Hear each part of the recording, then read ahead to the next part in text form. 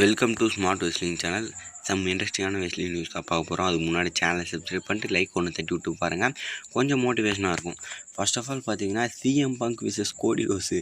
Bunk சரி championship தோத்துட்டாரு, கொஞ்ச நாளைக்கு வரமாட்டார், கொஞ்ச நாளைக்கு அப்புறம் வந்து கம்பேக் கொடுப்பாருன்னு பார்த்தா ஃபஸ்ட்டு மண்டே நைட்டாகவே வந்து பார்த்திங்கன்னா கம்பேக் கொடுத்துருக்காரு. கோடியை சேலஞ்ச் பண்ணுறாரு, போயிட்டு தம்பி உங்ககிட்ட இருக்கிற சாம்பியன்ஷிப் எனக்கு வேணுண்டான்ற மாதிரி சொல்லியிருக்காரு. கோடியும் சரி சரி அப்படின்ற மாதிரி ஒரு வேறு லெவலில் செக்மெண்ட் ஒன்று கட் பண்ணாங்க. இது வந்து பேக்லாஷில் நடக்குமான்ற மாதிரி சில கேள்விகள் எழுந்துன்னு இருக்குது. பேக்லாஷில் நடக்காது, ஏன்னா ரேண்டி ஆட்டன் இன்னும் என்னான்றது தெரியல. ஸ்மாக் டவுன் முடிஞ்சால் தான் தெரியும் பேக்லாஷில் இந்த மேட்ச் நடக்குமா இல்லை ரேண்டி ஆட்டன் விசஸ் கோடி ரோஸ் நடக்குமான்னு.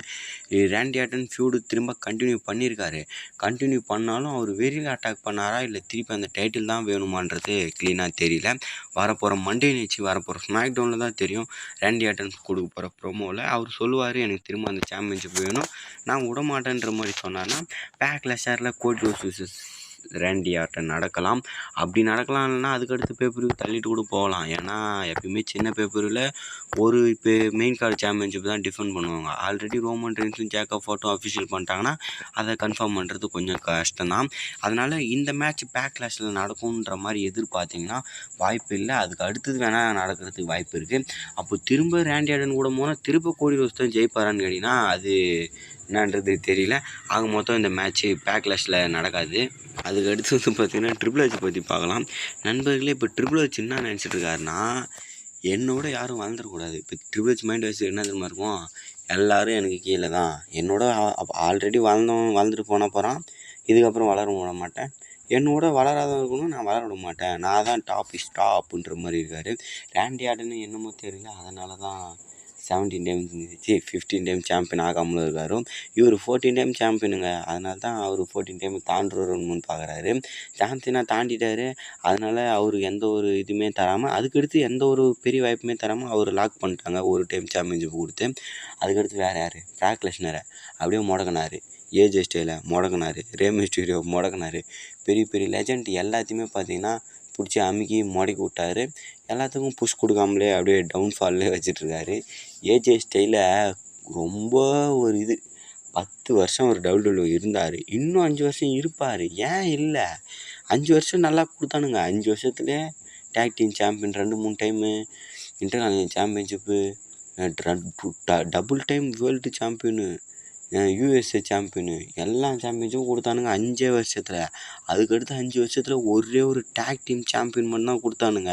அப்போ எந்த அளவுக்கு ஒரு நல்ல பிளேயரை சும்மா வச்சுட்டு இருந்துருவீங்க யோசிச்சுக்கோங்க நல்லா. அப்போ இவரு தான் எல்லாத்தையும் துரத்துறான்னு கேட்டிங்கன்னா இவர் மேலாம் தப்பு சொல்லக்கூடாதுங்க. இவராக துரத்தலை, அவங்களா போயிடறாங்க. ஏன் போகிறாங்க, இவர் அம்மா இது பண்ணுறாரு கிளம்பிடுறாங்க. இவர் மேலே தப்பு வராத மாதிரி பண்ணி விட்டுறாரு. அவங்க பார்த்தீங்கன்னா எந்த ஒரு வாய்ப்பும் கிடைக்கலன்னு சொல்லிட்டு கொஞ்ச நாள் இருக்கிறாங்க, இருந்து பார்த்துட்டு போயிடுறாங்க. இப்போ அதே நிலைமை தான் ரேண்டி ஆட்டனுக்கு.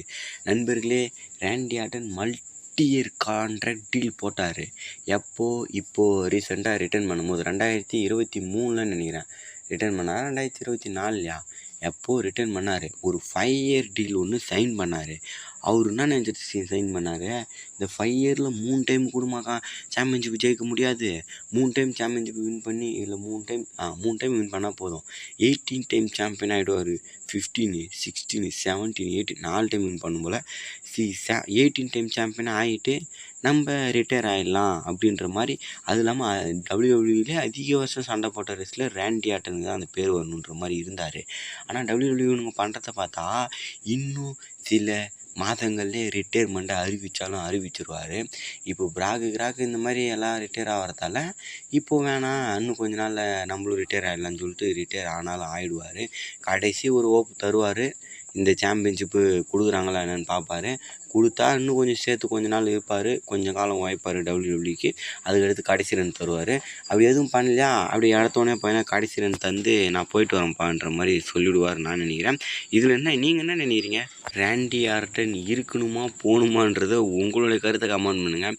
யாருங்க போகணுன்னு சொல்லுவாங்க, எல்லாத்துக்கும் இருக்கணும்னு ஆசை தான். பட் WWE இருக்க விட மாட்டானுங்களே. எல்லாம் பெரிய லெஜண்ட்டையும் ரிட்டையர் பண்ணிட்டு யங்ஸ்டரை வச்சுக்கிட்டா WWE எப்படி தான் பார்ப்பாங்க ஃபேன்ஸு? சில பெரிய ஆளுங்க இருந்தால் தான் பார்க்க முடியும். அதை புரிஞ்சிக்க மாட்றானுங்க. அவ்வளோதான் நண்பர்களே, புலம்பி ஒன்றும் வரப்போகிறதில்ல. வேறு சூப்பர் அப்டேட் நியூஸ்னால் மறக்காமல் கவனிக்கணும். நம்ம சேனல் நிறைய வீடியோ இருக்கும், பார்த்துக்கோங்க.